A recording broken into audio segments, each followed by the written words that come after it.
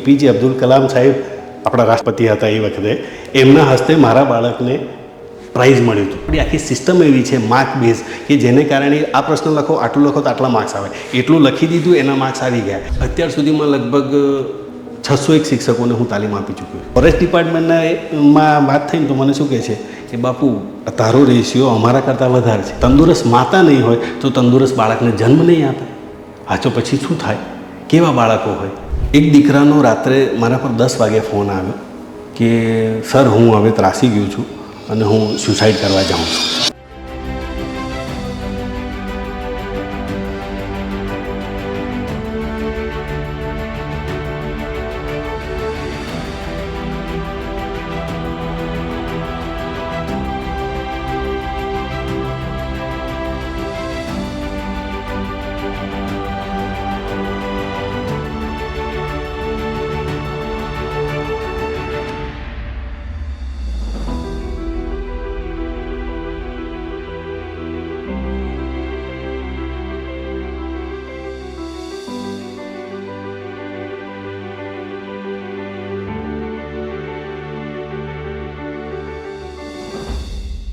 નવી સવારમાં હું રમેશ તન્ના આપનું હાર્દિક સ્વાગત કરું છું.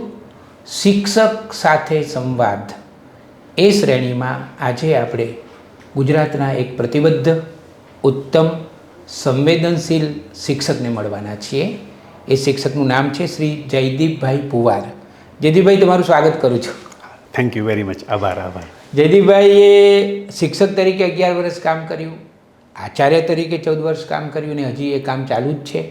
અને હમણાં જ ગુજરાત સરકારે એમની જે શાળા છે જેમાં તેઓ આચાર્ય છે એ શાળાને શ્રેષ્ઠ શાળાનું ઇનામ આપ્યું છે, સન્માન આપ્યું છે. ઘણી બધી વાતો કરવાની છે કારણ કે તેઓ એક નીવડેલા શિક્ષક છે. જયદીપભાઈ, પહેલો સવાલ તમને હું એ પૂછું, જી, તમે શિક્ષક શા માટે બન્યા અને કેવી રીતે બન્યા? મને વાંચનનો ખૂબ શોખ. MSc કર્યા પછી 5 વર્ષ ઇન્ડસ્ટ્રીમાં કામ કર્યું અને એ 5 વર્ષ દરમિયાન મેં જોયું કે મારી જેટલું પણ એફર્ટ છે કે મારી પાસે જે છે એ એવી જગ્યાએ વપરાયું છે જ્યાં નિર્જીવ છે. હું ફાર્માસ્યુટિકલમાં હતો, એ બધી જ મારી શક્તિ ખૂબ સારી વપરાતી હતી પણ ક્યાંય મજા નહોતી આવતી. એટલા માટે શિક્ષક બનવાનું એટલા માટે મને ગમતું કે 9મા ધોરણના અભ્યાસ દરમિયાન મને મારા MD પટેલ સાહેબે એક પુસ્તક વાંચવા આપ્યું હતું, અરેબિયન નાઇટ્સ. આની પણ એક સરસ કહાની છે કે અરેબિયન નાઇટ્સ હું છાનું માનું ઘરે વાંચતો અને જ્યારે વાંચતો હતો ત્યારે એકવાર 746 પાના સાહેબ વંચાયા અને એકવાર સ્કૂલ જતી વખતે પુસ્તક પડ્યું બેગમાંથી ને મમ્મી જોઈ ગયા એટલે મમ્મીએ પકડ્યું. પહેલાં એક તમાચ માર્યો. તમે પુસ્તક વાંચતા રંગે હાથ પકડાઈ ગયા? હા, એટલે હું છાનું માનું વાંચતો હતો એટલે ચોપડીની અંદર ચોપડાની અંદર ચોપડું અને રાત્રે 2 વાગ્યા સુધી વાંચ્યું તો મમ્મીને એમ થાય કે પરીક્ષા છે ને એને કેમ વાંચે છે, પણ પકડાયો પછી મારા મમ્મી એટલા જાગૃત કે શાળામાં આવ્યા. એમને MD પટેલ સાહેબને કીધું કે આ તો વાર્તાની ચોપડી વાંચે છે. તો MD પટેલ સાહેબ મારા અંગ્રેજીના સાહેબ હતા, એમણે એમ કીધું કે વાંચવા દો, મેં જ એને આપી છે. અને પછી સાહેબ જે પુસ્તકની વાંચનની યાત્રા, એને કારણે મને નશા જેવું થઈ ગયું કે વાંચવું ના.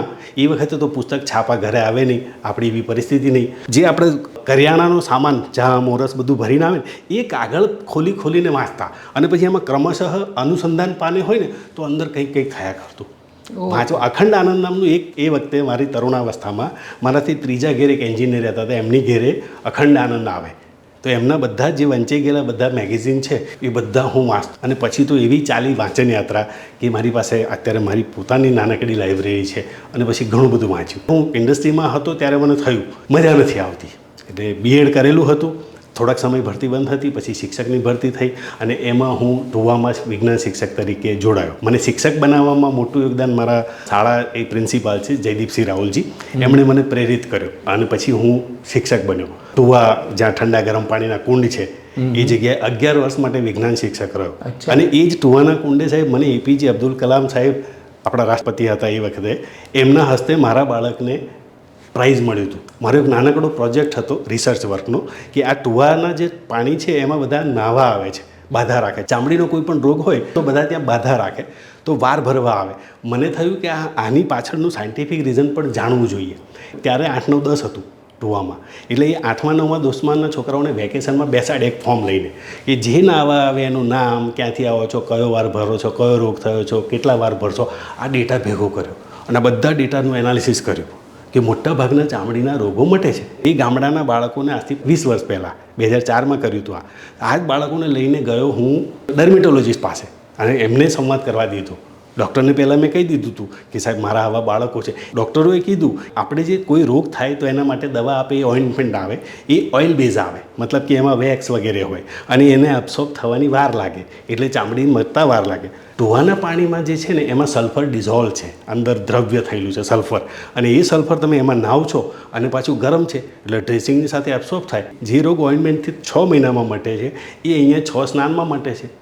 આ આખો પ્રોજેક્ટ રિસર્ચ વર્ક નાનકડો ખાલી કાગળમાં જિલ્લા કક્ષાએ, રાજ્ય કક્ષાએ અને રાષ્ટ્રીય કક્ષાએ એપીજે અબ્દુલ કલામ સાહેબના હાથે મારા વિદ્યાર્થી જય ઉપાધ્યાયને પ્રોત્સાહન પત્ર મળ્યું હતું.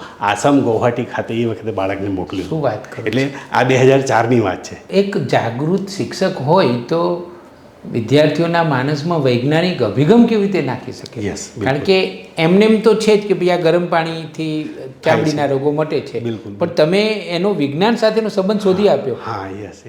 3 વર્ષ પછી ફરીવાર મને વિચાર આવ્યો. આપણે વિજ્ઞાન મેળા થતા હોય છે સ્કૂલોમાં, તો વિજ્ઞાન મેળામાં શું કર્યું, મને વિચાર કે અમારા નજીકમાં થર્મલ પાવર સ્ટેશન છે બાલાસિનોર પાસે, તો ત્યાં કોલસા થકી પાણીને ગરમ કરે અને પાણીને ગરમ કરીને વરાળ કરીને ઇલેક્ટ્રિસિટી જનરેટ કરે. સામાન્ય તાપમાન પાણીનું 25-27 ડિગ્રી હોય, એને ગરમ કરવા માટે 100 ડિગ્રી લઈ જાઓ ત્યારે વરાળમાં ફેરવાય. અચ્છા, મારે ટોહાકુંડનું પાણી 70 ડિગ્રીવાળું નીકળે છે, એટલે મને એમ થયું કે આ 70 ડિગ્રીવાળા પાણીને જો આપણે વાપરીએ તો જે પેલું 25 ડિગ્રીથી 70 ડિગ્રી લઈ જવા માટેની જો કોલસો છે એ બચી જાય. વાહ. અને સાહેબ આ પ્રોજેક્ટ પણ ચાલ્યો, આ જિલ્લામાં પસંદગી પામ્યો, રાજ્યમાં પસંદગી પામ્યો અને નેશનલ લેવલે એ વિજ્ઞાન મેળા થકી ડિપાર્ટમેન્ટ ઓફ સાયન્સ એન્ડ ટેકનોલોજીમાં પણ પસંદ પામ્યો. એટલે એ ટુવામાંથી 2 વખત મને રાષ્ટ્રીય કક્ષાએ NCSCમાં આજથી 20 વર્ષ પહેલાં. તેજીભાઈ, મારે એ પૂછવું છે કે મને ઘણીવાર લાગે, હું પણ શિક્ષક છું, બરાબર. હૃદયથી શિક્ષક છું, જી. ઘણીવાર મને એવું લાગે કે આપણા ગુજરાતમાં વૈજ્ઞાનિક અભિગમ પ્રમાણમાં ઓછો છે. હા, અંધશ્રદ્ધા હજી પણ ઘણી હા, છે, પુષ્કળ. ભુવાઓનું પ્રમાણ બહુ જ પુષ્કળ છે, છે, બિલકુલ, બિલકુલ. લોકોનો આત્મવિશ્વાસ ઓછો હોય એવું હું સતત લોકોની વચ્ચે રહું ત્યારે એવો મને અનુભવ થાય છે. બરાબર. તો એક જે શિક્ષક છે એ શિક્ષકે વિદ્યાર્થીઓમાં વૈજ્ઞાનિક અભિગમ આવે એના માટે શું કરવું જોઈએ? એ કોઈ પણ શિક્ષક હોય, એ પ્રાથમિક શાળાનો હોય કે હાઈસ્કૂલનો હોય કે ઉચ્ચતર માધ્યમિકનો હોય. વિજ્ઞાન શિક્ષક એક કામ સરસ મજાનું કરી શકે એના માટે, અથવા કોઈ પણ શિક્ષક એના માટેનું સરસ કામ કરે કે બાળકની જિજ્ઞાસા વૃત્તિ છે ખલાસ નહીં થવા દેવાની. દુઃખ સાથે કહેવું પડે છે, મને એવું થાય છે કે આપણા શિક્ષણમાં છેલ્લા 25 વર્ષોમાં આ જે પૂરક સાહિત્ય છે એ પૂરક સાહિત્યને કારણે વિદ્યાર્થીઓ વાંચન, ટેક્સ્ટબુકનું વાંચન અને એનો મર્મ સમજતા નથી. અને સેમ થિંગ શિક્ષણ જગતમાં શિક્ષકો પણ, અથવા તો આપણી આખી સિસ્ટમ એવી છે માર્ક બેઝ કે જેને કારણે આ પ્રશ્ન લખો, આટલું લખો તો આટલા માર્ક્સ આવે, એટલું લખી દીધું એના માર્ક્સ આવી ગયા. એની સામે એની અંદર શું કહેવા માગે છે?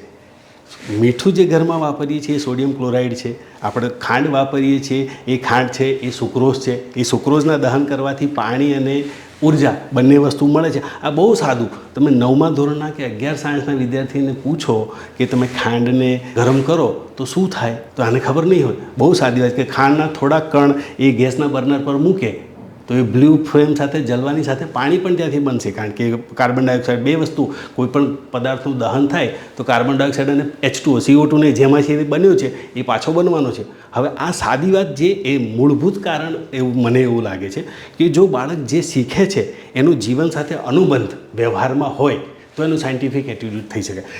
ન્યૂ એજ્યુકેશન પોલિસીમાં તન્ના સાહેબ બહુ સરસ મજાની વાત છે કે શિક્ષણ એ રસપ્રદ, અનુબંધ અને પ્રવૃત્તિમય હોવું જોઈએ. રિઝલ્ટ ઓરિએન્ટેડ થઈ ગયું છે, એને બદલે જીવન સાથે અનુબંધ કરતું હોય એ કોઈ પણ ઘટના હોય તો એને આપણે વૈજ્ઞાનિક અભિગમ. નવી શિક્ષણ નીતિમાં એવું છે. હા, યસ. એમાં 4થા નંબરનો ક્લુ એવો સરસ મજાનો છે કે કોઈ પણ બાળકનું શિક્ષણ આનંદમય, પ્રવૃત્તિમય, રસમય, એટલે કે એને આનંદ આવે તેવું અને જીવન સાથે અનુબંધ ધરાવતું હોય, કોરિલેટ કરતું હોય. એટલે એ જે શીખે છે એને વ્યવહારમાં અનુભવે, જીવે.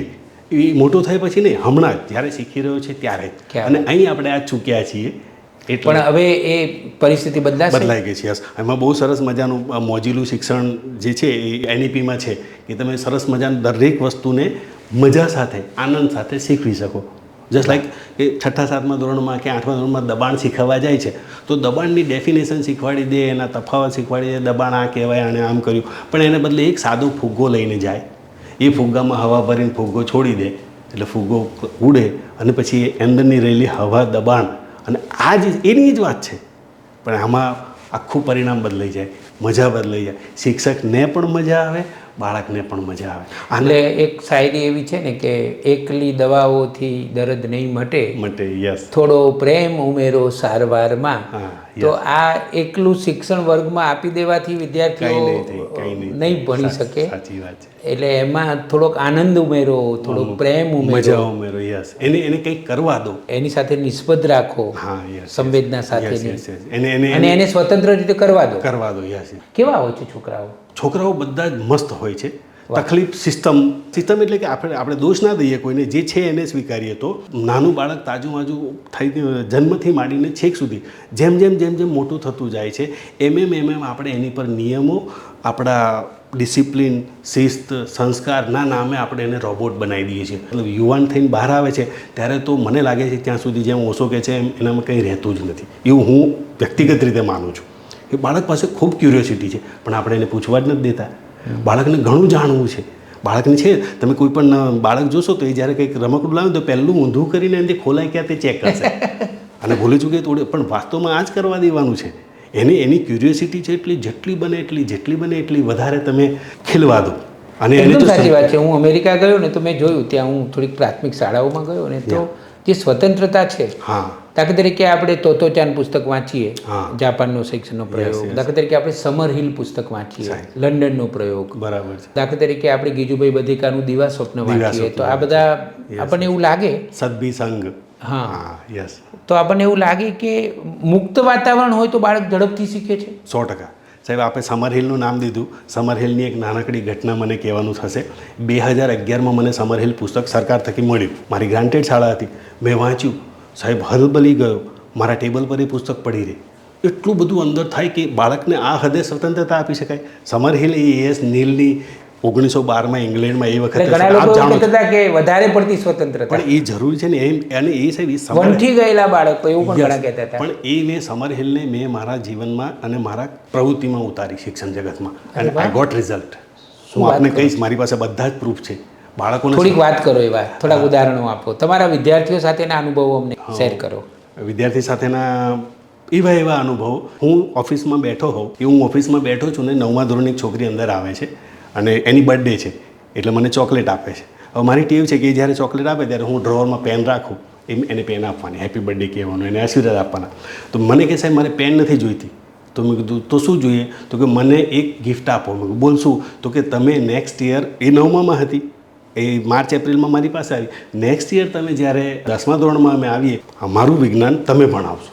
મારી પાસે વિજ્ઞાનના 2 શિક્ષકો છે, ગણિત વિજ્ઞાનના. હું આચાર્ય છું એટલે મારી પાસે જવાબદારી હોય. હું બધા ક્લાસોમાં નિયમિતપણે જાઉં, પણ પર્ટિક્યુલર સબ્જેક્ટ પર આખું ના લઉં. હવે આ બાળક મારને આવીને કહી શકે છે કે અચાનક દીકરીઓ આવે છે. મારે ત્યાં KGBV, કસ્તુરબા ગાંધી બાલિકા વિદ્યાલયની દીકરીઓ, 60 દીકરીઓ આવે. તો એ દીકરીઓ કોઈક દિવસ અચાનક આવે મારી પાસે, દરવાજો ખોલે અને મને કહી દે, સર આજે તમે અમારી સાથે જમશો. અઠવાડિયામાં 1 થી 2 વાર હું મારું લંચ બોક્સ એમની પાસે લઈને જાઉં, એમની જોડે બેસી અને જમું. એમનું પણ હું જમું, મારું એ જમું. આને કારણે 2 કામ થાય કે એ વાત પહોંચે એમના રેક્ટર સુધી કે સાહેબ અમારી રોટલીનું શાક ખાય છે. એટલે એક ચોક્કસ પ્રકારની કે સાહેબ, અને સરળતાથી હું મારા સ્ટાફ સાથે પણ, હું કદી મારી ચેમ્બરમાં ચા નથી પીતો. બપોરની ચા થાય, જો ભૂલું છું કે હું કામમાં હોઉં ને મારા સેવક લઈને આવ્યા હોય, હું એમ કહું ના, ચા પાછી લઈ જાઓ, હું ત્યાં આવું છું અને ચા તમારી સાથે સ્ટાફમાં પીવાની. એ દરમિયાન હું આચાર્ય નથી. અને સહજ રીતે આવા કેટલાય એવા અનુભવો કે જે આપણને એમ લાગે કે જીવનમાં બાળકોને તમે સ્વતંત્ર આપીએ તો લઈ શકીએ. મારે ત્યાં બાળકો કંઈ પણ, અત્યારે બોર્ડની પરીક્ષા છે, આખા ગુજરાતમાં રીડિંગ વેકેશન પડી ગયું છે. મારે ત્યાં 26 તારીખે પરીક્ષા ચાલુ થાય છે, 24 તારીખ સુધી પેપર લખાશે, પ્રેક્ટિસ પેપર, અને તમામ બાળકો હાજર.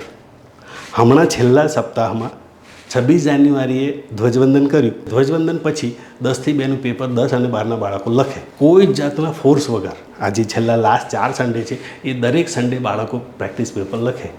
આખે ગુજરાતમાં બધી જગ્યાએ બધાને પ્રોબ્લેમ છે, બાળકો આવતા નથી, બાળકો આવતા. મારે મહાદેવભાઈ દેસાઈ છે, એમનું એક સરસ વાક્ય મને ગમે, નવસારી સુરતના, વાંચે ગુજરાતના પ્રણેતા. રવિવારે શાળાએ આવા બાળક રડવું જોઈએ. તો મારે બાળક આમ લાગે કે એને સિવિયર કન્ડિશન છે તો જ ના આવે. બાકી ભાગ્ય ધોધમાર વરસાદમાં સાહેબ એમની પાસે છત્રી ના હોય, રેનકોટ ના હોય. હું ફોન કરું ને મિત્રો સાથે તો બધા કહે કે આજે તો સંખ્યા 25% છે. કેટલા બાળકો છે? તો 20% છે. મારે ઊંધું હોય, 90%, 95% હાજરી મારી. ધોધમાર વરસાદમાં, હેલી ચાલતી હોય વરસાદની સતત, એમની પાસે કપડાં ભીના થઈ ગયા હોય, છત્રી રેનકોટ ના હોય, અને છતાંય મારી શાળાની હાજરી ભરપૂર હોય. આ મને થાય કે હું જે પેલું સ્વતંત્રતાનું એ શિક્ષા કોઈ પ્રકારની નહીં. અને બે વસ્તુ મને સમર હિલમાંથી લાગ્યું. એક તો પ્રેમ અને સ્વતંત્રતા, ભરપૂર પ્રેમ. બાળકોને બસ ચાહો, જેવા છે એવા ચાહો. વાહ. એ જેવા છે એવા સ્વરૂપે. અમારે ત્યાં સાહેબ શરૂમાં આવે ને, મને મારા એક ટીચરનું ઉદાહરણ પણ આપણે જોડે જોડે કહેવાનું ગમશે કે 9મા ધોરણમાં બાળકો આવે, મારી પાસે 110 બાળકો 2022માં 110 બાળકોનું અમે નિદાન કરીએ કેવા છે. તો એમાં સાદા પ્રશ્નો હોય, તારું નામ શું છે, તારું નામ અંગ્રેજીમાં લખ, તારું નામ હિન્દીમાં લખ, તારું નામ ગુજરાતીમાં લખ. આ બધું લખતા લખતા જાય અને લખીને પછી આખો ટેસ્ટ બને 45 + 12 આવું સાદા 6ઠા 7માના. અને પછી આના આધારે વંચાવીએ. એ ગુજરાતી વાંચી શકે છે તો હા, હિન્દી વાંચી શકે તો હા. મારે દુઃખ સાથે કહેવું પડે 36 બાળકો એવા નીકળ્યા કે જે ગુજરાતી વાંચી શકતા નહોતા. તો હું એની ફરિયાદ નથી કરતો, પ્રાથમિકથી આમ આવે છે, અહીંથી આમ આવે છે, બાળકો અનિયમિત છે, પેરેન્ટ્સ આવે છે. ના, મારી પાસે જે આવ્યું છે એને હું કંઈક કરી શકું છું. પછી અમે સાહેબ ટીમ બનાવીને એક્સરસાઇઝ મારા ટીચર્સ વગેરે લે, તો એને સાહેબ બાલ મંદિરમાં જે વાર્તાઓ આવે નાની નાની એને શીખવાડીએ. બાલ મંદિરની વાર્તાની ચોપડીઓ 9માં મારે ત્યાં વાંચે. હવે ધીરે ધીરે એ સ્થિતિ એવી આવે કે એ બાળકોને, મારા નવો ટીચર રાહુલ બારિયાનું નામ મારી પાસે આવ્યો. મને કે સાહેબ આ છોકરાઓને સર હું ટેક્સ્ટ બુક હમણાં 15 દિવસ ના ભણાવું તો ચાલે? મેં કીધું કેમ? તો કે સર મારે પાયામાંથી કામ લેવું છે, હું ટેક્સ્ટ બુક નહીં ભણાવું. મેં કીધું ભલે, કેટલો સમય લઈશ? તો કે 15-20 દિવસ. પછી સાહેબ એને એમ કરતાં કરતાં 1.5 મહિનો લાગ્યો. પણ મેં કીધું તું એક કામ કરજે, તું એ દિવસે ભલે ટેક્સ્ટ બુકનું કંઈ ના ભણાવે, તું જે ભણાવે ને એ નોંધ રાખજે. એટલે એણે કીધું હા. સાહેબ 1.5 મહિના સુધી એ ચોપડીને અડ્યો જ નહીં. એટલે આ વાત પહોંચી સરકાર સુધી, કારણ કે મારે ત્યાં KGBVની દીકરીઓ આવે, તો KGBVની દીકરીઓ એમ કીધું કે અમારે તો હજુ ઇંગ્લિશમાં એકે પાઠ નથી ચાલ્યો. હવે KGBVની દીકરીઓ બહુ હોશિયાર હોય, કારણ કે સિલેક્ટેડ દીકરીઓ, હોશિયાર દીકરીઓ હોય. એટલે મારે ત્યાં તપાસમાં આવ્યા મેડમ કે સાહેબ હજુ સુધી તમારે અંગ્રેજીનું કંઈ એક પણ પાઠ નથી ચાલ્યો. મેં કહ્યું હા બિલકુલ, ટીચરને બોલાવો. મેં કહ્યું કેમ ભાઈ નથી ચાલ્યા? તો સાહેબ તમે જ ના પાડી છે આપણે. મેં કહ્યું સાંભળો બેન, આ બાળકોને ક્યારે શું ભણાવવાનું એ હું અને રાહુલ નક્કી કરશું. ઉપર ગમે તે ચાલતું હોય, તમને એમ લાગે છે કે અહીંયા તો પછી આ દીકરીઓની કંઈક વૈકલ્પિક વ્યવસ્થા કરો. સાહેબ એ જે બાળકોને એણે 1.5 મહિનો ભણાયા, એ બાળકો 10માની પરીક્ષાનું રિઝલ્ટ આવ્યું ને ત્યારે જિલ્લામાં 95.35% રિઝલ્ટ અંગ્રેજી વિષયનું મારું હતું, જિલ્લામાં ફર્સ્ટ. સ્વતંત્રતા શું કરી શકે? વાહ, ક્યા બાત હે. ટીચરને તમે જ્યારે લિબર્ટી આપો છો, હા એ 1.5 મહિનાની જવાબદારી મેં લીધી હતી આચાર્ય તરીકે. મેં બેનને કીધું, બેન આ વાત તમે લેખિતમાં આપો ઉપર કે જયદીપસિંહ પુવાર આચાર્ય શ્રી હજુ સુધી બીજા 10 દિવસ ભણાવવાની ના પાડે છે. તો ઉપર જશે તો મારી પર એક્શન માટે કશુંક આવશે તો હું કહીશ. અને મારી પાસે નિદાન કસોટી તૈયાર હતી. આ બાળકોને શું કરું? એ મારા બાળકો છે સાહેબ. સવારે ગાય ભેંસ પાઈને આવે છે, ઘાસ લઈને આવે છે, એ ખાધા વગર આવે છે.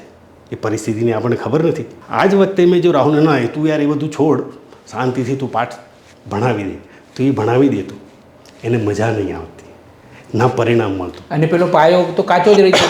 અત્યારે બાળકો રાહુલ સર બોલે ને કે કૂદી જાઓ, એટલે કયો માળ છે જોવા ના રહે, એ કૂદી જાય. આ સ્થિતિ, એકદમ યંગ છોકરો, નવો લાગેલું ટીચર.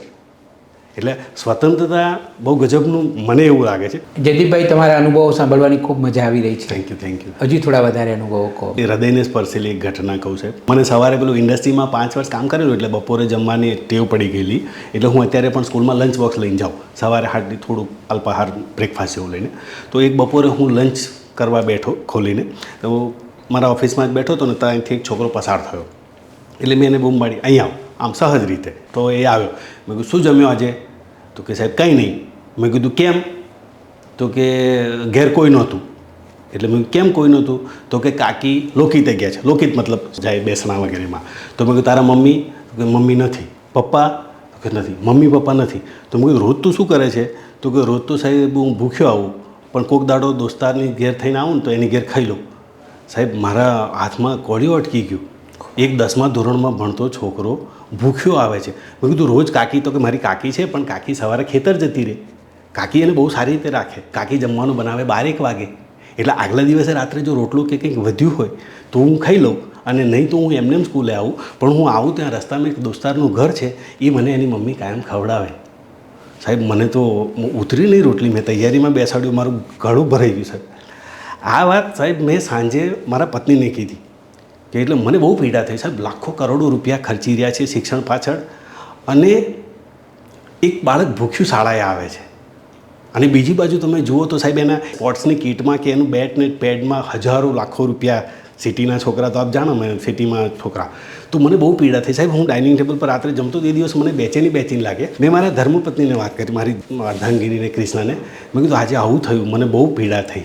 એટલે એ કશું બોલી નહીં, એણે વાત કરી બધીને શું કરવું જોઈએ, આમ તેમ આમ સહજ વાત ચાલી. બીજે દિવસે સવારે સાહેબ હું સ્કૂલમાં જવા નીકળ્યો ને, તો મારા ટેબલ પર એટલે કે એને જે તૈયાર કરી મારી બેગ, ત્યારે 3 ટિફિન હતા. એક મારું, એક પેલા છોકરાનું, અને એક બીજું ટિફિન તો રાયમ મારી શાળામાં જે કૂતરાઓ છે ને એના માટે નિયમિત કાલનું વધ્યું હોય તો કાં તો 2 રોટલી બનાવી દે એટલે લઈ જાય, તો એના માટે ડબ્બો જુદો. એટલે 3 ટિફિન. અને હું 2-2.5 મહિના સુધી આમ લઈ ગયો. હું સ્કૂલમાં જાઉં એટલે મારા સેવકે એ ડબ્બો લંચ બોક્સ હતું એ મારી નાની તિજોરી ઉપર મૂકી દે, એટલે પેલો બાળક એની જાતે ચૂપચાપ લઈ જાય અને મૂકી. એને ગિલ્ટી ફીલ ના થાય આપે ત્યારે. એટલે મેં કીધું એને બોલાવવાને આપણને કહી દીધું કે તારે રોજ લઈ જવાનું. એ જ વીકમાં સાહેબ મેં સમાજ કલ્યાણ અધિકારી મારા મિત્ર હતા, એમને મેં ફોન કર્યો. એમણે તાત્કાલિક બધા ડોક્યુમેન્ટ તૈયાર કરીને આવા બાળકોને દર મહિને 3000 રૂપિયા મળે, અમને કોઈને ખબર જ નહીં. એટલે મેં તૈયારીમાં પ્રોસિજર ઇન્સ્ટન્ટ જેટલું કરવાનું હતું, તલાટીનો દાખલો આ બધું કંઈ, એના કાકા કાકીને દર મહિને 3000 બહુ સારી રીતે રાખતા હતા. ગામડાના હતા, એ લોકો બહુ પ્રેમથી રાખે. પણ હવે એમની પાસે સમય ના હોય અને બાળક ભૂખ્યું આવે. અને મને ઈશ્વરનો પાડ એટલા માટે માનું કે એવી જીવનસંગીની આપી કે જે મેં કીધું નથી કે તું આનું ટિફિન આપજે કાલથી મને. અને સવારે સાહેબ ટિફિન મારા ટેબલ પર હતું. એટલે હું હવે રોજ મારા એની બોર્ડની એક્ઝામ સુધી 2 લંચ બોક્સ મારી શાળામાં જાય. વાત કરો એટલે મને ઈશ્વરનો આમ આનંદ એટલા માટે થાય. તમારા હૃદયમાં રહેલી સંવેદનાને તો હું વંદન કરું જ છું, પણ તમારા જીવનસાથીને પણ વંદન કરું છું. હા, અને છેવટે એ પણ એક સ્ત્રી છે, માં છે. બિલકુલ.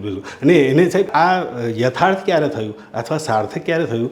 પદ્મશ્રી પ્રવીણ દરજી સાહેબ એકવાર મારી શાળામાં જીવન ઘડતર વ્યાખ્યાનમાળા અંતર્ગત આવ્યા હતા. 2 કલાક બાળકો સુધી ભાષા અને આપણે વિષય પર સંવાદ કર્યો.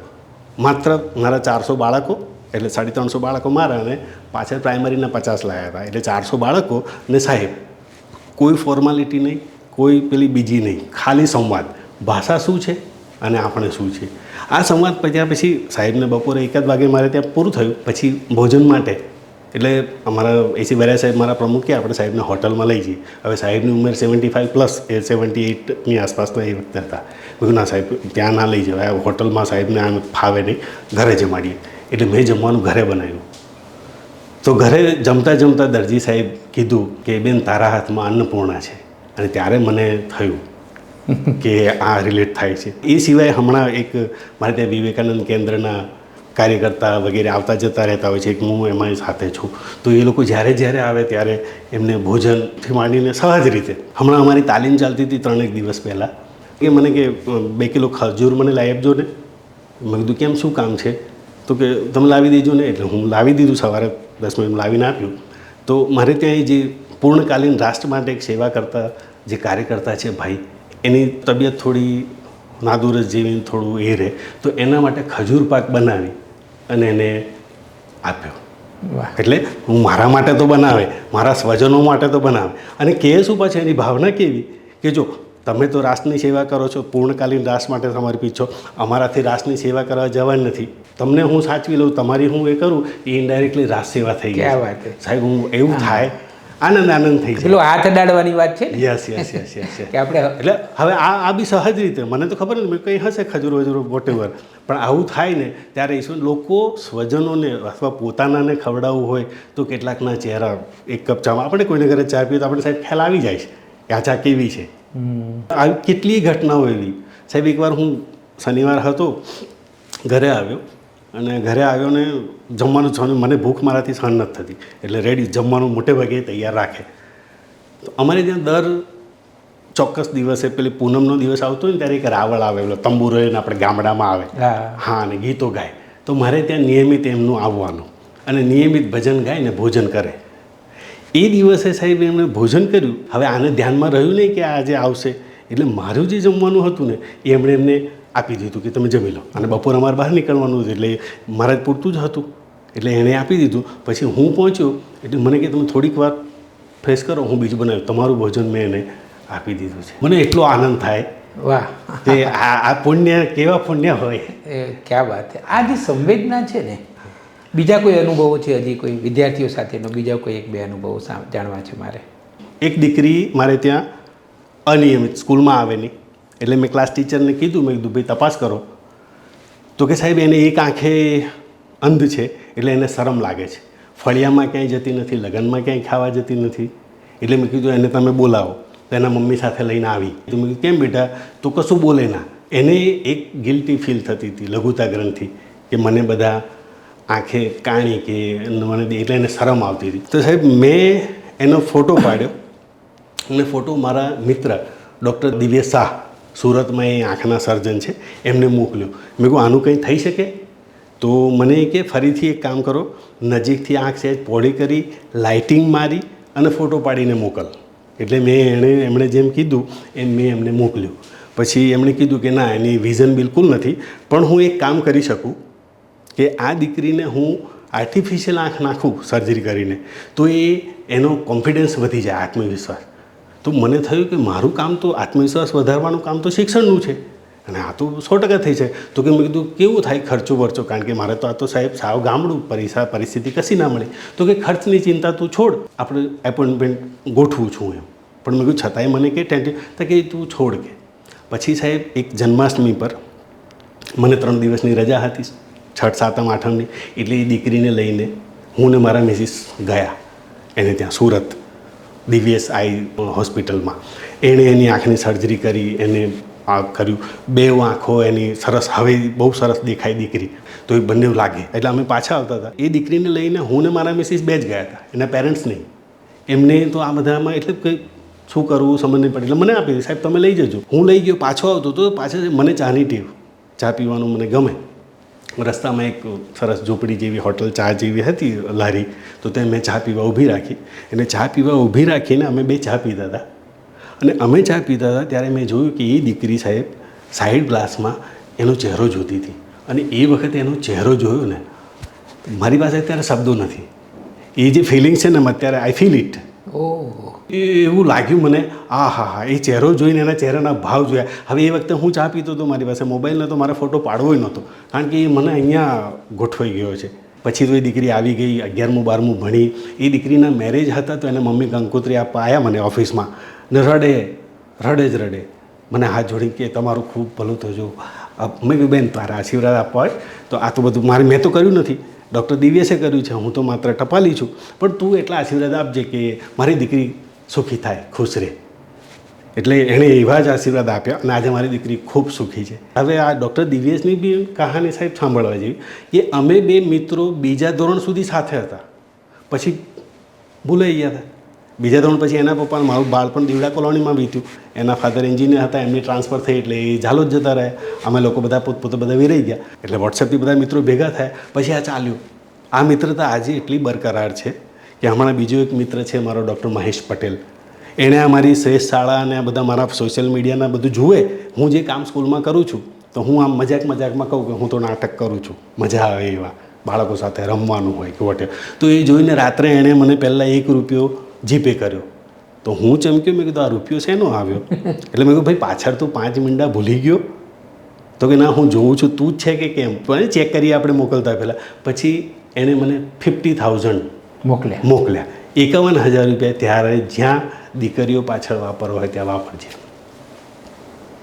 એટલે ત્યારે થાય કે હું જે કરું છું એની મજા, એક જુદા પ્રકારનો સંતોષ, નિજાનંદ, કામ કરવાનું મજા, કોઈને સર્ટિફિકેટ વગર, કોઈકની કોઈ અપેક્ષા વગર કે કોણ શું કરશે અથવા તો મારું કેવી રીતે નામ લેવાશે, કશું જ નહીં. સહજ, જેમ આવતું જાય એમ વાહ, આગળ જતું જાય. હજી કોઈ અનુભવ છે વિદ્યાર્થીઓ સાથેનો? હું ટુવામાં શિક્ષક હતો ત્યારે મારે ત્યાં એક વિદ્યાર્થી, ખૂબ હોશિયાર વિદ્યાર્થી, તો 10મા ધોરણ પાસ કર્યા પછી પરિસ્થિતિ સાવ ગરીબ, SC કોમ્યુનિટીમાંથી આવે. એટલે મને થયું કે છોકરો ભણે એવું છે, એટલે એને મેં 11 સાયન્સમાં એડમિશન અપાવ્યું ગોધરા. હું ગોધરા રહું અને ત્યાંથી 15 કિલોમીટર દૂર મારી ટુવા હાઈસ્કૂલ. તો એને 11-12 સાયન્સમાં એડમિશન આપ્યું. એણે ગોધરામાં ગાંધી આશ્રમ છે, હરિજન આશ્રમ, એ આશ્રમમાં આજે બાળકો ત્યાં રહે છે. અનુસૂચિત જાતિના બાળકો, તો એમાં એનું એડમિશન થઈ ગયું. હવે એ 11-12 સાયન્સમાં જે મિત્રો મારા ટ્યુશન કરાવતા હતા એ બધા મિત્રોને મેં કહી દીધું કે આની ફી તમારે મારી પાસેથી લેવાની. ને એ મિત્રો એટલા કે મારી પાસે ફી લઈ શકે ના એવી મિત્રતા, એટલે એને ટ્યુશનના બધા જ કરી દીધું. એને આવવા જવા માટે મારા શાળાના દીકરાની એક સાયકલ હતી, એનું 12મું પૂરું થઈ ગયું એટલે એની પાસેથી એને સાયકલ વધારાની પડી રહી હતી. મેં કહ્યું મને તમે સાયકલ આપો. એમણે સાયકલ આપી, એના ટાયર બાયર નવા કરાવીને મેં એને સાયકલ આપી દીધી. એટલે હવે સાયકલ લઈને એ રોજ સવારે આવે, મારી પાસે સવારે કેમિસ્ટ્રી ભણે, 9 થી 10 કેમિસ્ટ્રી ભણે. 10 વાગે અમે બંને શાળાએ જવા જઈએ, એ ટ્યુશન જવા જાય, હું મારી સ્કૂલે નીકળું. એને સાહેબ હું જમવા બેસું તો હું બેઠો બિલકુલ મારી સામે એ બેસે, અમે બંને જમીએ, વારાફરતી અમારી ગરમ ગરમ રોટલી આવે. આપણે આજે અત્યારે કહીએ છીએ ને છૂત અછૂત, આંબેડકર, અત્યારે કેવડું મોટું ચાલી રહ્યું છે. એની ભાષણો આપવા ખૂબ સારા છે. એની સાથે બેસીને જમવું, હું એની સાથે જમું. અને પછી એ છોકરાએ 12મું પાસ કર્યું, પછી એને એન્જિનિયરિંગમાં એડમિશન મળતું હતું, BVMમાં અને LD એન્જિનિયરિંગમાં. આ બંને જગ્યાએ એને એડમિશન મળતું હતું. પણ આટલા પૈસા ક્યાંથી લાવવા? એની પાસે તો અમદાવાદ પહોંચવાનું ભાડું નહીં, તો આખી કોલેજ કેવી રીતે કરવી? ટુવાથી નજીક એન્જિનિયરિંગ કોલેજ, એમાં એને એડમિશન મળે, પણ એમાં સેલ્ફ ફાઇનાન્સ 40,000 રૂપિયા ફી ભરવી પડે. અને મને થયું કે લાવ હું મિત્રોને કહું. એટલે મારા મિત્રોને મેં પહેલ નાખી કે ભાઈ એક જરૂર છે આવી, તમે આપો. ડૉક્ટર સુજાત વલી 8,000 આપ્યા, બીજા કેટલાક મિત્રોએ જુદા જુદા પૈસા આપ્યા. એક જગ્યાએ પણ મને અનુભવ એ કહેવો છે કે સાહેબ એક જગ્યાએ મને એક શેઠ હતા, ફેક્ટરીના માલિક હતા, એમણે કીધું ઠીક છે ઘરે જઈને લઈ લો. સાહેબ હું એમના ઘરે લેવા ગયો, ધોધમાર વરસાદ પડતો હતો અને એમને બહાર મને બેસાડી રાખ્યો. 1 કલાક બેઠો હું. હવે 1 કલાક બેઠા બેઠા આજે મને વિચાર આવે છે કે હું 1 કલાક બેઠો હતો 3,000 રૂપિયા માંગવા, કોકના માટે માંગવા હતા. હવે હું બેઝિકલી છું મૂળભૂત રાજપૂત, માંગવું એ મારી પ્રકૃતિ નહીં. કાં તો છીનવી લઉં કાં તો આપું, આ 2 પ્રકૃતિ કદાચ હોઈ શકે અથવા જે હોય એ. હા, પણ મને એવું લાગે છે 1 કલાકમાં મને થયું કે પૈસા શું છે. લોકો ખૂબ પૈસા સાહેબ, એટલા બધા પૈસા. 3,000 રૂપિયા માટે મને એવી રીતે એટલી બધી રીતે ફેરવીને વોચ કરીને જોયો. સાચું છે કે 40,000 રૂપિયા એકઠા કરીને સાહેબ હું ICICI બેંકમાં એની ફી ભરી અને હું મારે એક પ્રવાસ જવાનું હતું કાઠિયાવાડ, તો હું ને મારા ધર્મપત્ની મારી દીકરી નીકળી ગયા. એની ફી ભર્યા પછી સતત એ કોલેજના ટ્રસ્ટીને મળ્યો, એમને મેં બધી વાત કરી. તો મને કે બાપુ કહીને સંબોધે. મને કે બાપુ એનું બધું માફ, પુસ્તકો હું આપીશ, એનું ફૂડ બિલ માફ, બધું માફ. એન્જિનિયરિંગ થઈ ગયું. એન્જિનિયરિંગ થઈ ગયા પછી એણે જીબીમાં નોકરી કરી, અત્યારે કોર્ટમાં નોકરી કરી રહ્યો છે. એનો નાનો ભાઈ સેમ થિંગ પાછળ એન્જિનિયરિંગ થયો, અત્યારે પોલીસ ડિપાર્ટમેન્ટમાં છે. અને એ લોકો ફોન કરે, મળે. અને મને મારી પેલી 2 બેંક બેલેન્સ જે પાસબુક છે ને એમાં 5-6 આંકડા, 5 આંકડા, 4 આંકડા હોય ના હોય, પણ મારી આ પ્રેમની બેંક બેલેન્સ બહુ ગજબની ભરેલી લાગે એ લોકોનું, કે મને એમ થાય કે છે ઘણું બધું. કેટલી બધી સરસ વાત છે. હું તો તમને એવું સૂચન પણ કરું છું કે આ બધું લખજો. હા, આનું પુસ્તક થવું જોઈએ. ચોક્કસ. અને એક વસ્તુ એટલી હૃદયસ્પર્શી છે. બિલકુલ. અને એક વસ્તુ એવી બતાવે છે કે શિક્ષક કેવો હોવો જોઈએ. યસ. એ આ દરેક કિસ્સાઓમાંથી એવું જાણવા મળે છે. મને એક વસ્તુ એ જાણવી છે કે તમે શિક્ષક થવા માટે શું ભણ્યા અને એ પછી તમે સતત ભણતા રહ્યા છો, નવા કોર્સ કરતા રહ્યા છો. એ બધા કોર્સ તમે શા માટે કર્યા? અને એ બધા કોર્સ કર્યા પછી ભણાવવામાં તમારી જે ફરજ નિષ્ઠા છે એમાં કંઈ ફરક પડ્યો? મેં BSc MSc કેમેસ્ટ્રી સાથે કર્યું. MSc કર્યા પછી 5 વર્ષ ફાર્માસ્યુટિકલ ઇન્ડસ્ટ્રીમાં જોબ કરી, પછી પાછું B.Ed કર્યું અને B.Ed કરીને હું શિક્ષક તરીકે લાગ્યો. એટલે મારી શિક્ષક બન્યા પછી MSc B.Ed સુધીની ડિગ્રી પર મને એ લાયકાત પર મને શિક્ષકની નોકરી મળી ગઈ. હવે એ કર્યા પછી ક્રમશઃ મેં ઘણું બધું અભ્યાસ કરતો રહ્યો. 2007-8માં એક દીકરાનો રાત્રે મારા પર 10 વાગે ફોન આવ્યો કે સર હું હવે ત્રાસી ગયો છું અને હું સ્યુસાઇડ કરવા જાઉં છું. એટલે હું ચમક્યો. મેં કીધું ચોક્કસ આ બહુ જ એ છે, સિન્સિયર છે ને બાળકો તરુણ અવસ્થાના કેવા હોય. અને એણે મને છેલ્લો ફોન કર્યો, સર હું તમને છેલ્લો ફોન કરું છું ને હવે હું જાઉં છું રેલવેના ક્રોસિંગ પર. એટલે મેં કીધું ભલે વાંધો નહીં, તારે જીવન ટૂંકાવી નાખવું હોય તો ટૂંકાવી નાખ, પણ હું તને એવો રસ્તો બતાવું કે જેમાં તને પીડા ના થાય અને તું નરકે ના જાય. એટલે મેં તો તૈયારીમાં ખબર નહીં કેવી રીતે શબ્દો આવે તો મેં કહી દે, તું મને એક કામ કર, ખાલી અડધો કલાક મળીને પછી જા, હું તને એવો રસ્તો આપીશ કે કોઈ હેરાન પણ નહીં થાય, તને પણ તકલીફ નહીં થાય, તું ખાલી એકવાર મને મળ. સાહેબ એ મને મળવા આવ્યો. રાત્રે 10:30-11 વાગ્યા હશે. 11 થી 1:30 સુધી મારી સાથે બેઠો. મેં એની સાથે વાતો કરી, સંવાદ કરી. એને તકલીફ શું હતી કે એને પેરેન્ટ્સ તરફથી સતત ટોર્ચરિંગ હતું.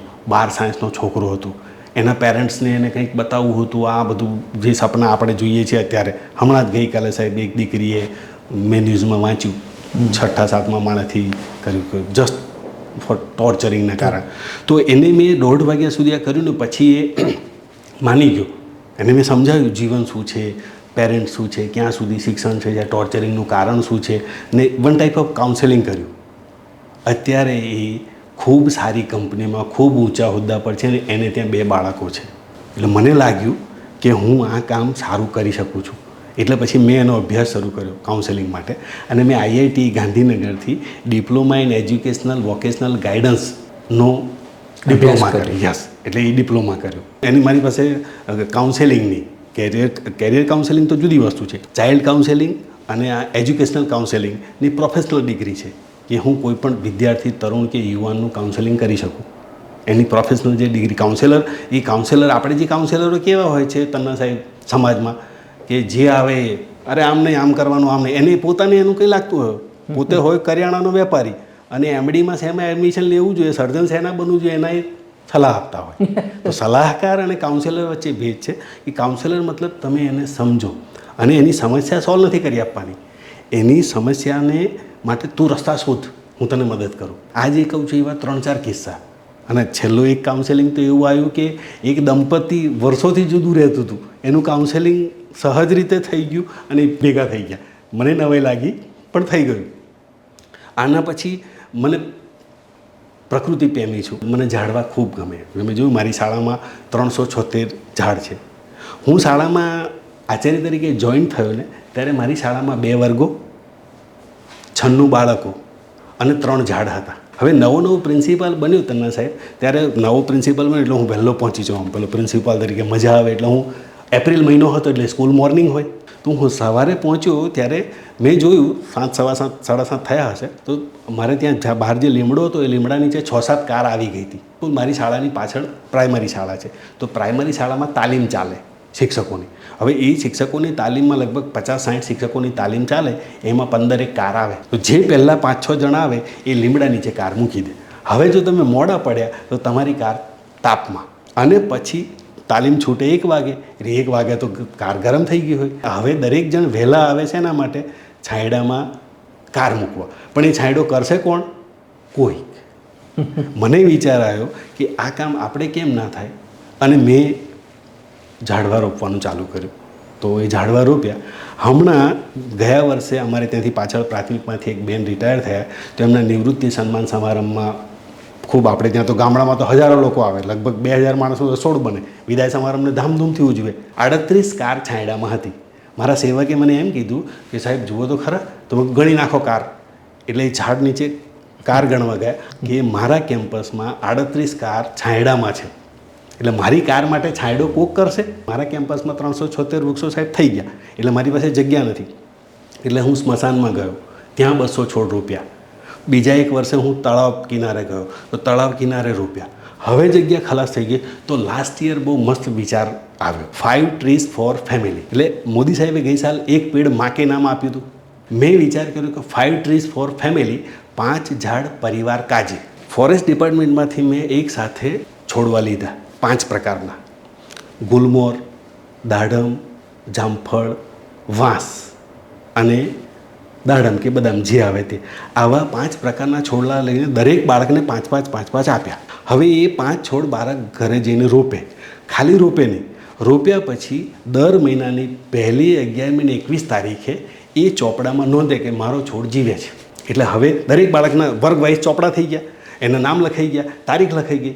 1, 11 નવેમ્બર, 1, 11 ડિસેમ્બર, 1, 11 જાન્યુઆરી, 1, 11 ફેબ્રુઆરી, દરેક બાળક નોંધે. અને એમને લોકોને સમજાય કે તમારો છોડ બરી જાય તો કંઈ વાંધો નહીં, લખી દેવાનું કે ચોકડી બધી ગયો. બધા બરી જાય તોય વાંધો નહીં, માત્ર અવેરનેસ આવે. સાહેબ, આ પ્રોજેક્ટ આખું વર્ષ ચાલ્યો. ફેબ્રુઆરીમાં ગીર ફાઉન્ડેશનમાં ઇકો ફેર થયો. એ ઇકો ફેરમાં અમે ગયા ત્યારે મારી પાસે એ વખતે 408 બાળકો હતા. લાસ્ટ યર 408 બાળકોએ 5 લેખે 2040 છોડ રોપ્યા. 2040 છોડમાંથી ફેબ્રુઆરીમાં 954 છોડ જીવતા હતા. તો એ 954 છોડ જીવતા હતા ને એની એ ફોટાની સાથે બાળક પોતાનો ફોટો વોટ્સએપ પર મોકલે. એ આખો ડેટા મારા રાઠોડ સાહેબ જે ઇકો ક્લબ ઇન્ચાર્જ છે એ ડેટા પીસીમાં કલેક્ટ કરે. હાર્ડ કોપી નહીં કશું, ફોટા રેકોર્ડ નહીં, પેલા ચોપડામાં ટીક કરી લે કે કોઈ બાળકના 3 છોડ જીવે છે, કોકના 2 જીવે છે, કોકના બધા બળી ગયા છે. ભલે તારા બધા બળી ગયા છે તો વાંધો નહીં. એને એટલી ખબર પડે કે દર પહેલાં 11મી ને 21 તારીખે આપણા ક્લાસમાં એક રજિસ્ટર આવે છે, એ રજિસ્ટરમાં ઝાડનું નોંધ લેવાય છે. તો સાહેબ એનું માઇન્ડસેટ બદલાય કે પ્રકૃતિનું જતન, પર્યાવરણનું જતન એ આપણી જવાબદારી છે. ભલે ને બધા છોડ બળી જતા, બકરા ખાઈ જાય, ગાય ખાઈ જાય, ભલે ખાઈ જાય, એક પણ અત્યારે 954માંથી અત્યારે હું માનું છું સુધી 500-600 હશે જીવતા, મોટા થઈ ગયેલા. મજાની વાત સાહેબ, ફોરેસ્ટ ડિપાર્ટમેન્ટમાં વાત થઈને તો મને શું કહે છે કે બાપુ તારો રેશિયો અમારા કરતાં વધારે છે, એટલે અમે જે રોપીએ એમાં જે ઉછરે એના કરતાં આ રેશિયો વધારે, વોટેવર જે હોય તે. પણ મને મજા એ આવી કે આટલા બાળકોને, 400 બાળકોને હું પર્યાવરણ પ્રત્યે એમના હૃદયમાં જે તમે ઉછેર કર્યો, હા પર્યાવરણ એને સતત એ તો બહુ મોટી વાત હા. છે. અને હું તો આમાં કહું, એક પાઠ ભણાવવાનો રહી જશે ને તો કાલે ભણાવાશે, અથવા બાળક વાંચી લેશે કે કંઈક કરશે કે એમાં કશું થશે, પણ એક છોડ બળી જશે અથવા એક ડાળી તૂટશે. મારા તો સ્ટાફ પણ જાણે કે સાહેબને કે સાહેબ આમાં શિક્ષણમાં થોડુંક પ્લસ માઇનસ હશે ને તો ચાલ, જો છોડને કંઈક થયું ને તો સાહેબ એટલે મતલબ કે એવું જસ્ટ માહોલ કર્યો. મજાની વાત સાહેબ કે એક લાઇનસર જે 12 પેલ્ટો છે, એ 12 પેલ્ટો જે દિવસે રોપ્યા એ દિવસની કહાની પણ બહુ મજાની છે. એ દિવસે આખા સમગ્ર ગુજરાતની તમામ શાળાઓમાં જાહેર રજા જાહેર કરી હતી. માધ્યમિક શિક્ષણ બોર્ડની ચૂંટણી હતી, એટલે ચૂંટણીને કારણે બધી શાળાઓમાં રજા. હવે મેં 10-15 દિવસ પહેલાં પ્લાન કરી દીધું હતું કે આ દિવસે આપણે વૃક્ષારોપણ અને દીકરીઓનું હિમોગ્લોબિન ટેસ્ટિંગ, આ 2 કામ કરવાનું છે. એટલે ચાલુ હતું. અને પછી આવ્યું કે હવે ઇલેક્શન, શાળામાં રજા જાહેર થઈ, એટલે મેં સ્ટાફને કીધું, મેં આપણે શું કરીએ ભાઈ, તમે કહો એમ કહો, હું પ્રિન્સિપાલ છું, પણ જો હું એમ કહીશ કે નહીં આવવાનું જ છે તો મને આવે. તો હું એમને કહું કે શું કરવું છે, તો કે નાના સાહેબ આપણે આટલું બધું આયોજન કરીએ છીએ, ઇલેક્શનમાં તો એક કામ કરજો, વારાફરતી વોટ નાખી આવશું, પણ આપણે કરીએ. તો આખા ગુજરાતની શાળાઓમાં જ્યારે રજા હતી એ દિવસે મેં જે છોડ રોપ્યા હતા એ બધા જ છોડ અત્યારે જીવે છે. એ જ દિવસે સાહેબ શાળાની 198 દીકરીઓનું હિમોગ્લોબિન ટેસ્ટ કર્યું હતું. પ્રાર્થના સભામાં થોડુંક 15-20 મિનિટ બાળકોને ઊભા રહેવાનું થયું શનિવારે, તો વારાફરતી સાહેબ દીકરીઓ ટપ દઈને પડે, આમ ઊભી હોય અને ટપ દઈને આખી પડે. શું વાત કરું? હા, આખો રિપોર્ટ છે. તંદુરસ્ત કન્યા, તંદુરસ્ત શાળા, તંદુરસ્ત રાષ્ટ્ર. પ્રાર્થના સભામાં 10-15 મિનિટ ઊભી રહી પછી પડવા લાગી. તો મેં બધી જ દીકરીઓને હિમોગ્લોબિન ટેસ્ટ કર્યું, એમની આંખો લોહી, અને પછી PSC સેન્ટરમાંથી બતાવીને બધા બાળકોનું હિમોગ્લોબિન ટેસ્ટ કર્યું. તમે માનશો 70% કરતાં વધુ બાળકો એનેમિક નીકળ્યા. 70% જેટલી દીકરીઓમાં લોહીની ઉણપ છે. એટલે પછી તૈયારીમાં એમાં આગળ કામ લીધું કે એ દીકરીઓને ન્યુટ્રિશન માટે એમનો બોડી માસ ઇન્ડેક્સ માપ્યો, BMI માપ્યો. પછી હું ડૉક્ટરને મળ્યો, ડૉક્ટરને કીધું કે શું થઈ શકે PSC છે, તો ન્યુટ્રિશન એમણે મને બીટનો જ્યુસ, પછી બાજરીના રોટલા, બાજરીની સુખડી, ચણા, ગોળ, ખજૂર. તો મને એવા મિત્રો મળી રહે કે જે હું જે કહું તે આપ એમને ખબર છે કે હું ફેસબુક, સોશિયલ મીડિયા થકી આટલો બહુ મોટો લાભ કે હું ખાલી એક લખું અને સરસ મજાનું આવી જાય કોરા ચેક. મેં કીધું કોરા ચેકને મને 10 કિલો ચણા આપો. સાહેબ શનિવારે આ હવે ફરી પાછી અન્નપૂર્ણા આવશે, દર શનિવારે મારા ધર્મપત્ની મને બીટનો જ્યુસ 2 કિલો બનાવી આપે, તો હું લીમકાના બોટલમાં ભરી જાઉં અને બધી જ દીકરીઓને વારાફરતી ચેમ્બરમાં બોલાવીને એ દીકરીઓ જ્યુસ પીવે, બધી જ દીકરીઓ મારી ઓફિસમાં. અને આવું 6 મહિના ચાલ્યું. એમને ચણા, ગોળ, ખજૂર, સુખડી આવું બધું આપવાનું ચાલુ કર્યું અને એમાં સુધારો પણ જણાયો. અને 6 મહિના પછી કોરોના આવ્યો, એટલે આખો પ્રોજેક્ટ થઈ ગયો. આ મને વિચાર કેમ આવ્યો કે અત્યારે મારી પાસે ભણતી દીકરી 9થી 12માં છે, એની ઉંમર 14થી 17 વચ્ચે છે, એને મેન્સ્ટ્રુએશનમાં એ ગુમાવે શક્તિ. હવે આ બાળકી 5-7 વર્ષ પછી મારી ત્યાંથી 12માંથી પાસ થઈ જશે કે ન પાસ થઈ જશે, પછી એનું લગ્ન થઈ જશે. હવે લગ્ન થશે ને એ બાળકને જન્મ આપશે. એ પોતે તંદુરસ્ત નથી તો કેવા બાળકને જન્મ આપશે? તંદુરસ્ત માતા કેવી રીતે બનશે? અચ્છા, તંદુરસ્ત માતા નહીં હોય તો તંદુરસ્ત બાળકને જન્મ નહીં આપે. હા, તો પછી શું થાય? કેવા બાળકો હોય? પછી આપણે આખું બધું રેશિયો છે. એટલે મને વિચાર આવ્યો કે જો હું કન્યાને તંદુરસ્ત કરી દઉં, દીકરીને, તો એનો અભ્યાસમાં ધ્યાન આવે, આખી મારી શાળા તંદુરસ્ત થઈ જાય. હવે આ દીકરી જ્યારે બાળકને જન્મ આપશે, ત્યારે તંદુરસ્ત બાળકને જન્મ આપશે તો તંદુરસ્ત રાષ્ટ્રનું નિર્માણ થશે. આ પ્રોજેક્ટ ઇનોવેશન ફેસ્ટિવલ, આપણું જે ઇનોવેશન ફેસ્ટિવલ ચાલે છે, એમાં સ્ટેટ લેવલ સુધી પહોંચ્યું અને ખૂબ સારી નોંધ લેવાઈ. પણ આ પ્રોજેક્ટ બધી જ જગ્યાએ કેમ ન લાગુ કરી શકાય, અથવા તે કરવા માટેનું જે કંઈ પ્રેરિત હોય તો એ ખૂબ સારું પરિણામ આપે. કોઇન્સિડન્ટલી સાહેબ ફરીથી આ વર્ષે મેં હમણાં આપને જે વાત કરી એ ડૉક્ટર મહેશે મને જે ડોનેશન આપ્યું તો મને આ વિચાર આવ્યો કે હું આ નાણાં દીકરીઓના સ્વાસ્થ્ય અને રોજગાર પાછળ વાપરું. આ બધી જ દીકરીઓને ફરીથી આ પ્રોજેક્ટને ફરી ચાલુ કરું કે બધી જ દીકરીઓને હિમોગ્લોબિન માપીએ જે કંઈ જરૂર. એમાં અમારે ત્યાંના એક ડૉક્ટર છે એમણે અમને હમણાં 1 વીક પહેલાં જ કીધું કે હું તમારે ત્યાં આવીને દીકરીઓને ફ્રીમાં ચેકિંગ ટેસ્ટ જે કંઈ કરવું છે કરીશ. આવા મિત્રો મળી રહે છે, પ્રભુની કૃપા છે કે જે બધા તૈયાર હોય તો એટલે ફરીથી એ વસ્તુ પર આગળ ચાલે. કદાચ એના શિક્ષણમાં 2-5% ઓછા હશે તો ચાલશે, પણ જો એ તંદુરસ્ત હશે તો એનું પરિવાર, ઘર, એની એ જે કંઈ કામકાજ કરે છે એમાંય બહુ સારું કામ કરી શકશે. આ એક મજાનો પ્રોજેક્ટ, ખૂબ સરાહનીય, મને ગમતો પ્રોજેક્ટ રહ્યો તંદુરસ્ત કન્યા તંદુરસ્ત રાષ્ટ્ર. જયદીપભાઈ, તમારી સાથે તો એટલી બધી વાતો કરવાનું મન થયા કરે છે, પણ છેલ્લા 2-3 સવાલો. ઘણીવાર મને એવું લાગે છે કે અત્યારે શિક્ષકોના પગાર હવે ખૂબ સારા છે પ્રમાણમાં. પ્રાથમિક શાળાની વાત કરું તો ટેકનોલોજી તો એટલી બધી આવી ગઈ છે, મોટાભાગે સ્માર્ટફોન પણ હોય છે, જીવન ધોરણ પણ સુધર્યું છે. આમ છતાં ઘણીવાર એવું જાણવા મળે છે કે સરકારી પ્રાથમિક શાળાના જે બાળકો હોય છે, ભણતા હોય છે, એ 5મા ધોરણમાં હોય તો એને વાંચતા ન આવડતું હોય, 7મા ધોરણમાં ભણતું હોય તો એનું નામ લખતા ન આવડતું હોય. આ પરિસ્થિતિનું કારણ, તમે એક શિક્ષક છો એટલે પૂછું છું. બરાબર, બિલકુલ. આપણે કોઈના ઉપર દોષારોપણ પણ નથી કરવું, પણ મારે જાણવું છે કે ખરેખર આ પરિસ્થિતિ શા માટે છે. આનો જવાબ કદાચ તના સાહેબ એવું થાય કે હું જે દૃષ્ટિકોણથી વિચારું એ દૃષ્ટિકોણથી આપી શકું, પણ આપે જે કીધું કે ઓવરઓલ પરિક્ષેપમાં આપણે વિચારીએ તો મને એવું લાગે છે કે જ્યાં સુધી શિક્ષક ધારે તો કરી શકે છે, શિક્ષક પાસે પૂરા રિસોર્સિસ પૂરેપૂરા છે, ઇન્ફ્રાસ્ટ્રક્ચર પૂરા. અચ્છા, આપણે એમ ફરિયાદ કરીએ, શિક્ષકો એમ ફરિયાદ કરતો કે બાળકો નિયમિત આવતા નથી, પેરેન્ટ્સ જાગૃત નથી, આ બધી ફરિયાદો તો છે જ. એ બધાને બાજુ પર મૂકીને બાળક જેવો છે એવા સ્વરૂપે સ્વીકારીને એની સાથે ટ્રીટ કરવામાં આવે, એને પ્રેમથી ટ્રીટ કરવામાં આવે તો 100% પરિણામ મળે. અહીંયા મને એક એમને યાદ કરવાનું ગમશે, મહાદેવભાઈ દેસાઈ, વાંચે ગુજરાતના પ્રણેતા. આપ તો પરિચિત હશો જ એમનાથી, નવસારીના છે. એ મહાદેવભાઈ દેસાઈ એક સરસ મજાનું અભિયાન ઉપાડ્યું હતું, હું છું જ્યોતિર્ધર. એમને 10,000 એવા શિક્ષકો તૈયાર કરવા હતા કે જે ચારિત્રવાન હોય. બીજું કે એ એવું માનતા, એમની સાથે એમણે એક સરસ મજાની કાર્યશાળા કરી હતી 4 વર્ષની, હું છું જ્યોતિર્ધર શિક્ષકો, પેઇડ. આપણે પૈસા ભરવાના, ત્યાં જઈને જવાનું. એ કાર્યશાળામાં હું, ભાનુભાઈ પંચાલ સાહેબને ઘણા બધા ગુજરાતમાં 30 શિક્ષણમાં રસ ધરાવતા લોકો દર 3 મહિને 3 દિવસ માટે મળે. ત્યાં શું કરતા કે કોઈ શિક્ષણની પદ્ધતિને પરિણામને શાળા સાથે નહીં, હું મારી જાતને ચારિત્રવાન બનાવું. હું જે છું એ જ બાળકને આપી શકીશ, મારામાં જે હશે તે જ બાળકોને આપી શકાશે. હું ચારિત્રવાન હોઈશ તો બાળકમાં ચારિત્ર કરી શકીશ, હું પ્રેમ કરી શકતો હોઈશ તો બાળકને પ્રેમ આપી શકીશ ને એને પ્રેમવાન બનાવી શકીશ. એટલું ગજબનું વર્કશોપ હતું ને એનું. આપણું પછી ગુજરાત સરકાર સાથે MOU પણ થયા હતા કે તમામ શિક્ષકોને, જ્યોતિર્ધર શિક્ષકો તૈયાર કરવા માટેનો એક આખો પ્રોજેક્ટ તૈયાર થયો હતો. આપણે બધાના દુર્ભાગ્યે મહાદેવભાઈ દેસાઈ 2 વર્ષ પહેલાં સ્વર્ગવાસ થઈ ગયા, પણ એમના વિચારોથી જે લોકો આજે પણ એમની સાથે સંપર્કમાં હતા એ લોકો આજે પણ એ રીતે કામ કરે. એટલે જયદીપભાઈ, હું તમને રોકીને વચ્ચે એક સવાલ પૂછું કે તમે આપણે PTC કરીએ, શિક્ષક થવું હોય તો એની એક ચોક્કસ અભ્યાસક્રમ છે, અને એ અભ્યાસક્રમ બહુ જ વિચાર કરીને બનાવવામાં આવેલો છે. બિલકુલ, બિલકુલ. હવે કોઈક ઉમેદવાર છે, યુવક છે કે યુવતી છે, એ 10મા સુધી અભ્યાસ કર્યો હોય કે 12મા સુધી અભ્યાસ કર્યો હોય, કોઈ કે કોલેજ પણ કરી હોય, પછી આ સ્પેશિયલ તાલીમ તમે લીધી હોય, PTC કર્યું, B.Ed કર્યું, પ્રોફેશનલ M.Ed કર્યું હોય, અને દિલીપ રાણપુરા અને એમના જીવનસાથી સવિતાબેન રાણપુરા કહેતા હતા એમ, પ્રાથમિક શિક્ષણની વાત કરીએ તો પ્રાથમિક શિક્ષણનો જે પ્રદેશ છે એ તો પ્રેમ અને લાગણીનો જ પ્રદેશ છે.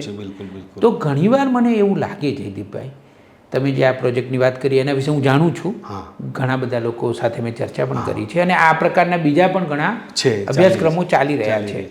તો મને એમ થાય કે ઓલરેડી એક માળખું તો તૈયાર છે જ, એની પ્રક્રિયામાંથી પસાર થઈને જ કોઈ શિક્ષક બને છે.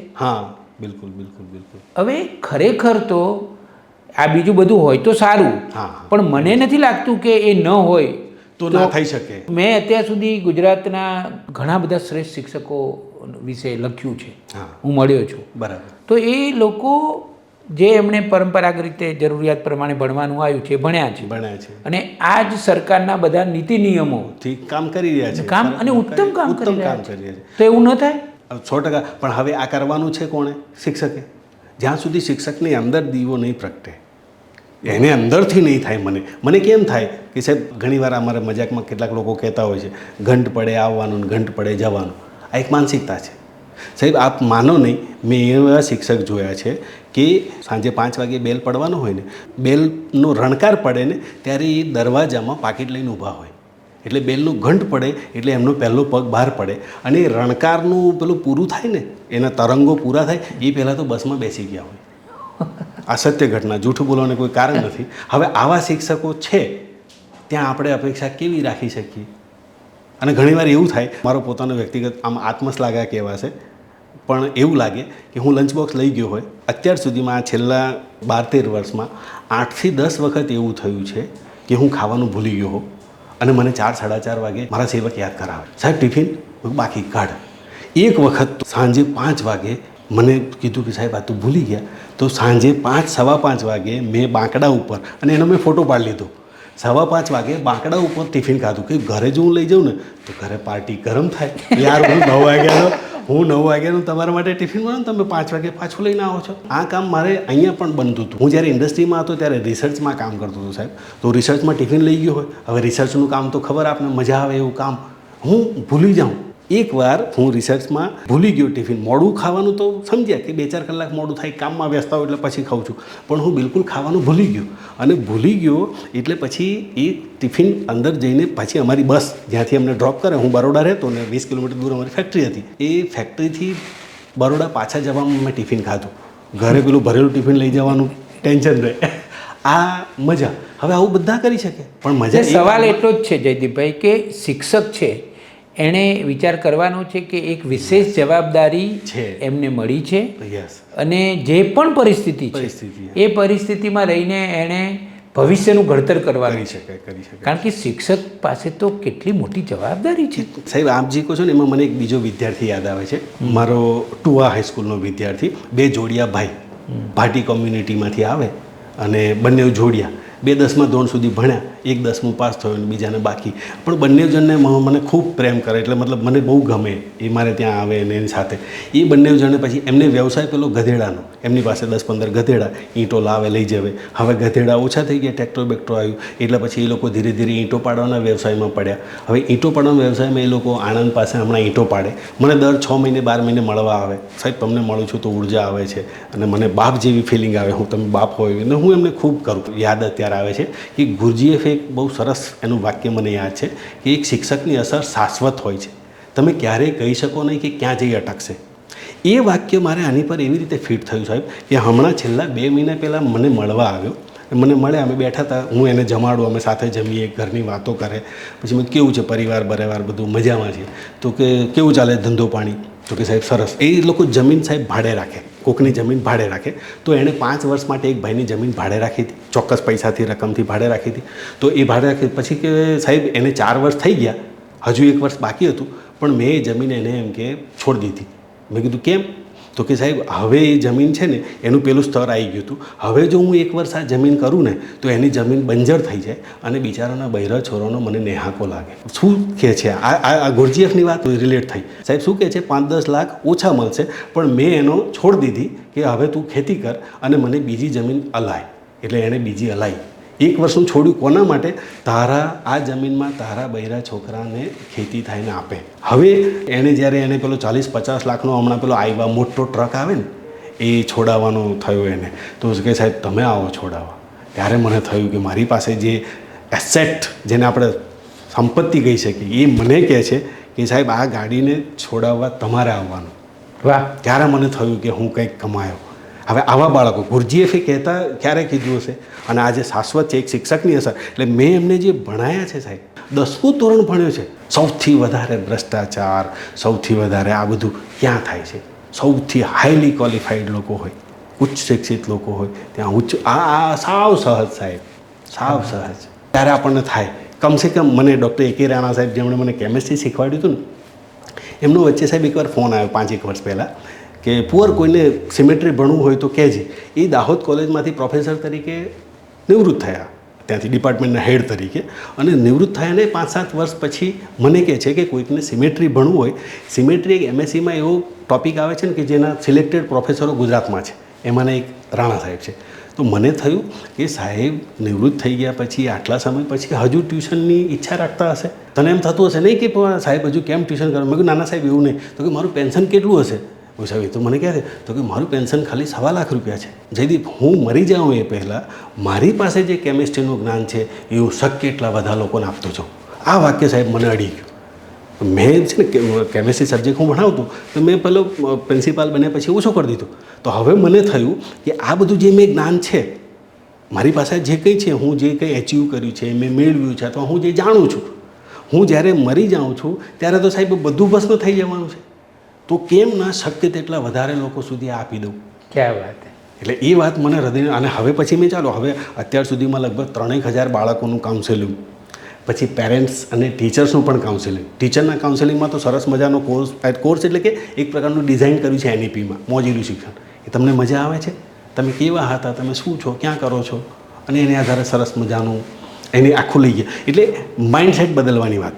ટીચર્સ મારી સાથે 2 કલાક બેસે ને પછી એ ઊભો થાય ને તો થોડોક જુદા પ્રકારનો આમ કંઈક અંદરથી ક્વેશ્ચન માર્ક થઈ ગયું હોય, કાં તો ગિલ્ટી ફીલ કરતો હોય, કાં તો નવા રસ્તે ચઢવા તૈયાર હોય, અને બહુ મજા આવે. એટલે મને એનો કોઈ ચાર્જ કરો છો? ના, હું નોન ગ્રાન્ટેડ શાળાઓ છે, ગ્રાન્ટેડ શાળાઓ હોય, સરકારી શાળાઓ, એમાં કોઈ ચાર્જ નહીં. પણ જે લોકો ફીસ લેતા હોય, પ્રોફેશનલ હોય, ખાનગી શાળા હોય તો ત્યાં ચાર્જ કરી દેવાનો, કારણ કે એ લોકો ઓલરેડી એમને આપવું છે. પણ મારી સરકારી, અત્યાર સુધી તમે કેટલા શિક્ષકોને આ તાલીમ આપી? અત્યાર સુધીમાં લગભગ 601 શિક્ષકોને હું તાલીમ આપી ચૂક્યો છું. અને એ બહુ સરસ મજાનો એક કેટલા સમયનો કોર્સ છે? 2 જ કલાક. માત્ર 2 કલાક? માત્ર 2 કલાક. અચ્છા, જે પછી જેને રસ હોય ને એ 3 દિવસનો સરસ મજાનો વર્કશોપ રાખે છે. એ વર્કશોપમાં શું છે કે આ ન્યૂ એજ્યુકેશન પોલિસી, એ બધાને સાહેબ ખબર છે કે ન્યૂ એજ્યુકેશન પોલિસી શું છે. ન્યૂ એજ્યુકેશન પોલિસીનો આખો ડિઝાઇન કરેલો કોર્સ. એ શિક્ષકો ત્યાં બેસીને એ આવું છે સાહેબ કે શિક્ષક છે ને આખા હવે પછીના 6 મહિના, ધારો કે હું સમાજ વિદ્યા ભણાવું છું, છેલ્લા 10 વર્ષથી સમાજ વિદ્યા ભણાવું છું, મારી એક જ મેથડ છે, મારા બાળકોનું રિઝલ્ટ 100% આવે છે, પણ એમાં કંઈ મજા આવે છે? નથી. મને મજા આવતી કે નથી બાળકને મજા આવતી? હવે હું શું કરું છું, આ જ વિષય હવે પછીના 6 મહિના માટે હું જે ભણાવવાનો છું એ આનાથી બીજી કોઈ રીતે ભણાઈ શકાય એવું છે હું શોધું. જસ્ટ લાઈક હમણાં મેં આપણે ઉદાહરણ આપ્યું કે દબાણ, તો દબાણ હું ભણાવતો આવ્યો છું. આર્કિમિડીઝનો લો, વિજ્ઞાનની કોઈ પણ વાત, એ કોઈ પણ વસ્તુ છે. અચ્છા, હવે તમે મને કહો, તમે જે ભણાવવાના છો એમાં તમે ચાલો આપણે બધા ભેગા થઈને શોધીએ, એ તમે શું કરશો? એટલે શિક્ષકો શોધે કે સાહેબ દબાણ માટે ફુગ્ગો લાવશું, આર્કિમિડીઝ માટે આ લાવશું, ત્રિકોણ માટે આ લાવશું. તમે નહીં લાવો, બાળકો કામ કરશે. અને એ પ્રવૃત્તિમય, રસમય અને અનુબંધ થાય, અને એનો આખો વર્કશોપ થાય. ઘણી બધી શાળાઓમાં મારી પાસે એક આદર્શ વિદ્યાલય કરીને છે, એ નિયમિતપણે હું ત્યાં એને ટીચર્સને આપું, અને એનું ગજબના પરિણામ મળે છે. અને સૌથી વધારે વાત તો સાહેબ શિક્ષકો બાળકોને પ્રેમ કરતા થાય છે. સૌથી મોટી વાત આ મોટી વાત આ જો થઈ ગયા ને, શિક્ષણ તો બાળક ગૂગલમાંથી શોધી લેશે, પાયથાગોરસ તો બાળક શોધી કાઢશે. જો તમે એને પ્રેમ કરો છો, પૂરું થઈ ગયું. એનાથી પ્રેમ અને સ્વતંત્રતા એ જે સમર હિલનો પર્યાય છે. વાહ, કેટલી મને એવું લાગે છે કે આટલું પૂરતું છે. અને આનંદની વાત એ છે જયદીપભાઈ કે તમે તમારા જીવનમાં અને તમારા કવનમાં, તમારા કાર્યમાં એને બરાબર એકદમ છલકાવીને ભરી દીધી છે, અને એનો હજારો બાળકો લાભ પણ પામી રહ્યા છે. જયદીપભાઈ, તમારી સાથે તો હજી પણ હું ઘણી બધી વાતો કરું, પણ આજના આ મણકામાં અહીંયા હું હવે અટકું છું. ચોક્કસ ભવિષ્યમાં ચોક્કસ તમારી સાથે બીજી વાર પણ બેસીશું અને ઘણી બધી વાતો કરીશું. તમે છેક પંચમહાલથી અમદાવાદ આવ્યા અને નવી સવારના સ્ટુડિયોમાં બેસીને અમને આટલો યાદગાર ઇન્ટરવ્યૂ આપ્યો. તમારો ખૂબ ખૂબ આભાર. Thank you very much. ખૂબ ખૂબ આભાર. આપનો પણ ખૂબ આભાર.